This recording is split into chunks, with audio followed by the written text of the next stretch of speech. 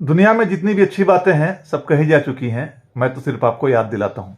नमस्कार दोस्तों, मैं हूँ विकास खेमका और आप सभी का स्वागत है मेरे यूट्यूब चैनल लाइफ मंत्रा में। आज मनी मंत्रा की बात को आगे बढ़ाते हैं। दोस्तों, आप सभी ने कभी ना कभी फुटबॉल तो खेला ही होगा, फुटबॉल तो देखा ही होगा। फुटबॉल में लोग पीछे भागते हैं गेंद के। आपने भी फुटबॉल खेला होगा। अब कल्पना कीजिए कभी आप फुटबॉल खेल रहे हैं और सामने कोई गोल पोस्ट ना हो, तो आपको कैसा लगेगा? बहुत अजीब लगेगा कि आप आखिर सोचेंगे कि मैं खेल क्यों रहा हूं। तो दोस्तों, ऐसा ही इन्वेस्टमेंट के साथ है। हम अक्सर पैसे जमा करते हैं, अपने पैसे को इन्वेस्ट करते हैं, लेकिन बिना किसी गोल पोस्ट के, बिना किसी गोल के, बिना किसी लक्ष्य के। याद रखिए, जब आप कोई भी काम, ये तो सिर्फ इन्वेस्टमेंट है, कोई भी काम जब लक्ष्य बनाकर करते हैं तो उसके पूरा होने की संभावना 10 गुना तक बढ़ जाती है। एक अच्छी फाइनेंशियल प्लानिंग आपको बहुत जरूरी है, और अच्छी फाइनेंशियल प्लानिंग वही है जो किसी गोल के साथ की जाए। जब कोई गोल के साथ आप इन्वेस्ट करते हैं तो आप अपने लक्ष्य तक आराम से पहुंच जाते हैं। आज आप कमा रहे हैं, आज आप अच्छी परिस्थिति में हैं, तो अपने लक्ष्य बनाकर इन्वेस्ट करें। जैसे अपने लक्ष्यों को प्लान करें।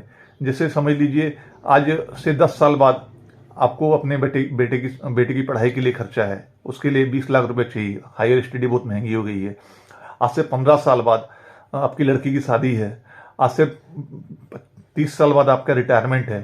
आपको अपने लिए एक घर लेना है। उसके लिए एक टाइम फ्रेम डिसाइड कीजिए कि 5 साल या 10 साल में, आपकी परिस्थिति जैसी हो, और हर एक लक्ष्य के लिए अलग अलग प्लान करके उसके लिए इन्वेस्ट कीजिए। आप देखेंगे कि आपकी सेविंग्स बढ़ने लगेगी। आपके लक्ष्य पूरा नहीं भी कर पाए तो उसके पास पहुंचने लगेंगे।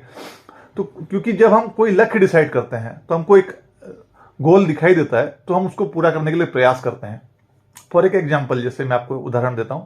अगर आपने सोचा है कि आज जब कलर का 5 साल का है, 15 साल के बाद उसके हायर स्टडी के लिए आपको 25 लाख रुपए चाहिए, तो 25 लाख रुपए का जो अमाउंट है, अगर आज SIP कैलकुलेटर में डालें, अगर आप ये सोचते हैं कि ईयरली रिटर्न 10% रहेगा, आप जो पैसा इन्वेस्ट करेंगे उसमें 10% का ईयरली रिटर्न आएगा, तो अगर आप हर महीने 5,000 रुपए भी जमा करें उसके पीछे, तो आप उस लक्ष्य तक पहुंच सकते हैं।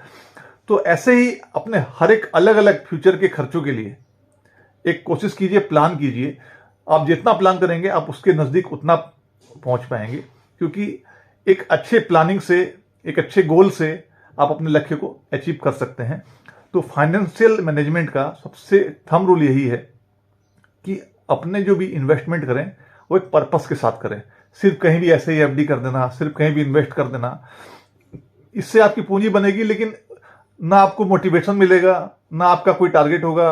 आगे चल के आप तकलीफ भी पा सकते हैं, गलत इन्वेस्टमेंट हो गई तो कोशिश कीजिए कि अपने खर्चों को प्लान कीजिए, अपने फ्यूचर के खर्चों को डिसाइड कीजिए, एक गोल बनाइए, एक लक्ष्य बनाइए कि आपको क्या क्या चाहिए, और उसके लिए इन्वेस्ट कीजिए।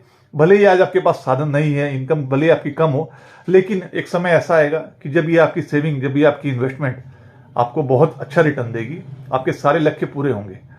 धन्यवाद। आपका